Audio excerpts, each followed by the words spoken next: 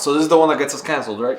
I think people like us. I think they get it. I think they get what we're about. Right? It's the Unpopular Opinions BookTube tag. Let's go over last time. A popular book series that you didn't like. I DNF'd The Summer I Turned Pretty. But watched the entire series. No, I didn't actually. I didn't finish watching season 2. It's cute. Not for me. The love triangle was way too pushed. Usually in love triangles, I like it when the main character kind of knows what she wants. Understandably, she's kind of, you know, pulled in another direction. But this love triangle, she was kind of like, this guy, no this one, no this one, no this one. So what I'm actually going to say is something that actually maybe I should be interested in, but I'm not. And that's the Jack Reacher series. Or like the, you know, like the lead those. child. No, you're confusing. See, you're making the mistake of confusing that series with the David Baldacci, John Puller series, which honestly, are they really different? Are they not the same series, You read basically? them all and you enjoy them all. What are you talking about? Okay, you're confusing the David Baldacci, John Puller series, the Jack Carr, Terminal List series, and then the Lee Child, Jack Reacher series. Yes, they are not all the same series, even though they kind of feel like they could be. A popular book or series that everyone else seems to hate, but you love. The Bridgerton series. I love reading those books, and everyone seems to have a problem with, you know, they're too old-fashioned, they're way outdated, they're too, you know, historical romance. A lot of people don't like that genre. I totally enjoy them, so that would be my pick. If anything, it's the other way around. There's a lot of book series that people love that I don't like. But if anything, I would have to think about that Sleeping Giants trilogy. You remember those books? Oh, okay, so I found someone that hates them. I didn't hate them. I read the first 2 books, but I just can't. You didn't read the third one? You bought the third one. You lied to me. That would be my pick just because I thought it was it's basically like this interview sci-fi story where the story gets told to you through interviews.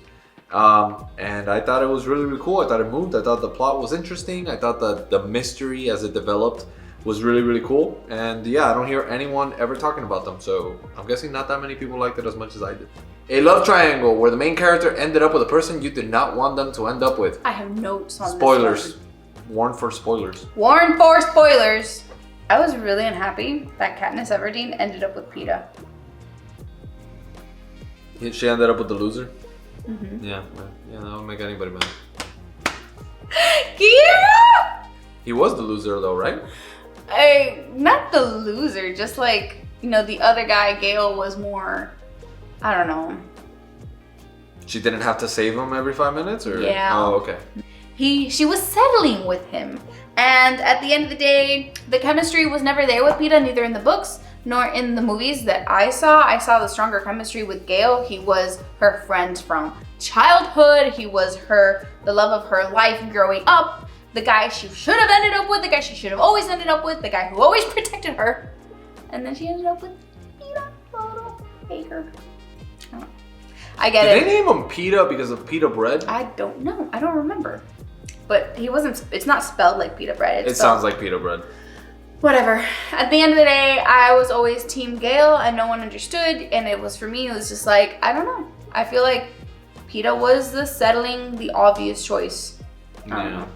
It kind of goes to show you the dynamic of the reading audience when a love triangle question is in a book tag question. Like, this is how important a love triangles are in books. Tag. Yeah, right. That's how important love triangles are in the most popular books, that it's literally a question on here. Mm-hmm. Obviously, I don't read a lot of books with love triangles, but if I had to say one, I'm actually gonna, yeah, this one's gonna get me canceled. The It Ends With Us one. Yeah, I'm gonna go there. I'm not saying she should have stayed with, spoilers, 1, 2. I'm not saying she should have stayed with the abusive one.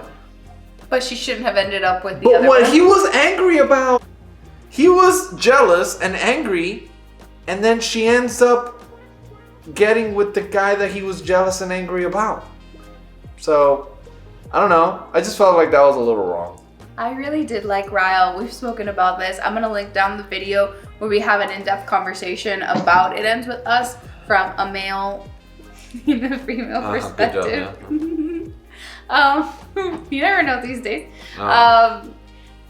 I really did like Ryle all the way through. I wish it would have ended differently. I wish he could have overcome his issues, but obviously no woman should stay in a relationship where she feels unsafe. That's out of the question. She shouldn't have stayed with him. It just felt in bad taste that ended up with the guy that your husband was worried about.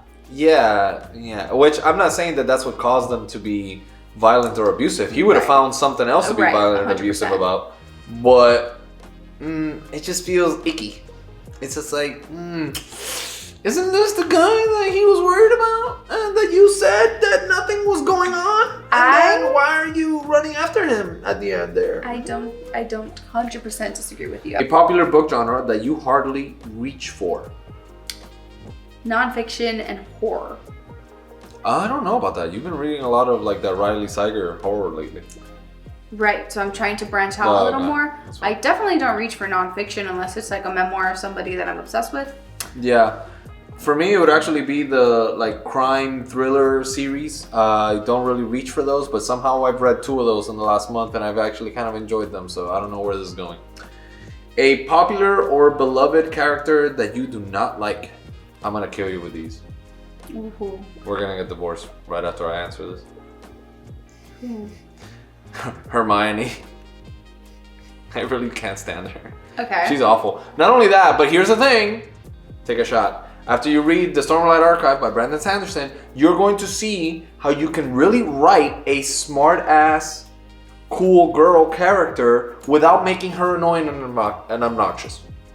Well, Hermione was meant to be annoying and obnoxious. That's why everyone made fun of her. That's why Ron couldn't freaking stand her. Okay, so then she is annoying. Right, so then she is awful. Right, yeah. She kind of grew out of that a little bit. Okay, yeah, well, I suppose. Yeah, she's pretty bad though. Yeah, I don't like her. Well. Oh, and then the second one's actually Addie LaRue. Addie LaRue? Yeah. She basically had a superpower and did nothing with it. Okay, maybe during World War II she did a thing or two here and there. But there was like literally 2 pages of it. And then she just gets caught and then it all ends. That's it. She never tried to do anything again with her basic superpower. But going back to the whole Hermione thing, I did love Hermione. She wasn't always my favorite. I wasn't like a Hermione girl. I was a Ginny Weasley girl. There you go. Mine is Nesta from the ACOTAR series. Everyone loved her towards the end. She had the last book in the series is actually her story with another character. But to me, from the very beginning, she was just that mean, ugly stepsister, even though she's not a stepsister, she's full-on sister. She's just that mean, for lack of a better English word, pesada, que me cayó mal from the beginning. Kyo for the translation. I just couldn't stand her from the beginning. She was mean, she was horrible. She was horrible to her sister. She didn't deserve any of the help her sister ended up giving her throughout the rest of the series. And at the end of the day, she still got a whole book dedicated to her at the end. Whatever. There's a lot of ways you can be the bitchy, kick-ass girl, but you don't also have to be like insufferable as well. I get it, that was part of her character, and they kind of wrote it till the very end. But man, really just, a lot of people kind of admired her and liked her at the end, and I still couldn't freaking stand her. A popular author that you can't seem to get into. Hemingway. I can't do Hemingway. I don't know if there's something wrong with me. Maybe there's, just a little screw that's missing in my brain or something like that. Don't like any of his books. I've read about maybe 3 of them. Don't see why they're entertaining. Don't really learn anything from them either. Just boring. I read The Sun Also Rises, and that was the final nail in that coffin. It was just rich people and their problems, or middle class people and their problems, spending their vacation in Spain. And I think I'm good on Hemingway. And then the second one's actually maybe a little bit more controversial even because it's a little more contemporary, but it's actually Stephen King. I actually do like some of his books. I have actually read the Dark Tower series. I've read maybe 5 books out of that series. I love them. I think about them actually kind of often. But aside from that series, I've always found it kind of hard to get into a lot of his books, mainly because he writes so much. Not only does he have so many books that not all of them are going to be necessarily winners, but even he's such a prolific writer that even the books that he does write are just so thick. And not a lot is happening all the time. And so they do feel kind of boring. So that's Stephen King for me. Not saying he's bad, just saying can't really get into the majority of his material. For me, it's going to be Ali Hazelwood, which is the author who wrote The Love Hypothesis, Love on the Brain, Love Hypothetically. Really, and really for some cute. reason, you keep reading her book. I've only read one. I bought a lot of them because I figured everyone loves them so much, and they're so cute and they're so colorful. And a popular book trope that you're tired of seeing. This one's actually going to be pretty simple. I'm really tired of left field endings. Basically, they're trying to write a mystery or a thriller or something, and they don't want you to catch on to what the ending is. So what they do is that they basically come up with a resolution that is impossible to predict. Just because they're scared that if they do kind of start throwing in hints and clues, you're going to figure it out. What's the problem with figuring it out? Yeah, trust me. I'd rather figure out the ending halfway through the book, wonder if I have it right or wrong for the next 50% of the book, then get to the end and you're telling me that this murder mystery was aliens. Don't do that. It's annoying, it's obnoxious, and it's honestly extremely discouraging to read any other mystery or thriller, because then you're like, what's the point of reading them? There's not even a 10% chance that I'm going to figure it out. Right. Because mine is the communication mishaps that happen, the third quarter. Well, that's just because of the books you read. Well, I think that happens in a lot of books, despite it being the romance genre. Just anything that can be solved with a text message, a phone call, or a conversation in person. If the problem can be resolved that way, moving on. It's so overdone. It's so cheap. A popular series that you have no interest in reading. Any more of the Harry Potter stuff? I'm done. Like the Fantastic Beasts and Where to Hide Them and all that stuff. I'm good. I could just keep on moseying right on through. You have some. And then, like I mentioned before, and then the Jack Reacher, James Patterson.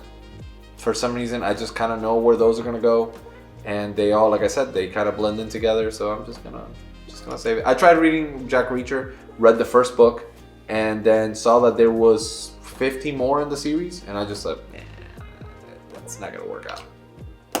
The 3-body problem. No. You're gonna say the 3-body problem. Mm-mm. What is it? He's gonna get really mad at me. Stormlight Archive. He's gonna get really mad at me. It's the Stormlight Archive. They're sitting right there. I bought them for you. He's gonna get really mad at me. The Lord of the Rings. Oh, that's okay. It's okay. I'd rather you read the Stormlight Archive. He found out the other day that I have yet to be able to sit through a Lord of the Rings. The movies hurt me a lot more than the books. Yeah, for sure. 100%. I've tried so many times and it just... Harry Potter is chicken nuggets and Lord of the Rings is sushi. That is crazy. Whatever. Hello? Hey, quick question. You have to answer immediately. Lord of the Rings or Harry Potter? Oh.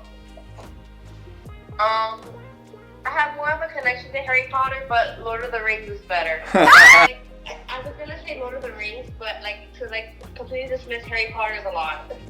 The saying goes, the book is always better than the movie. But what movie or TV show adaptation do you prefer to the books? Crazy Rich Asians, the movie was much better than the first book in the series. It was just a complete gold from the start to the finish. Loved the book as well, loved the entire series, but the ending of the first movie, the first book, they just did it better. The movie did it better because the movie wasn't gonna do the whole 3 books. It was gonna do 1 movie and it just finished it really well. Whereas in the book, that resolution that we loved so much in the movie kind of came later on in the series. So I will say the movie did it better. And Bridgerton. The book is the watered down, very main plot line of what the series kind of does on Netflix. The series then adds plot lines to every single character that is mentioned in the book. In the series, every single character has a plot line that is actually shown and fleshed out on screen. Plus, just leveled up. The series is way better. Now, do I still enjoy the books?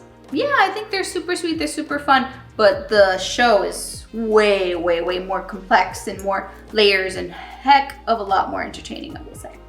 Harry Potter.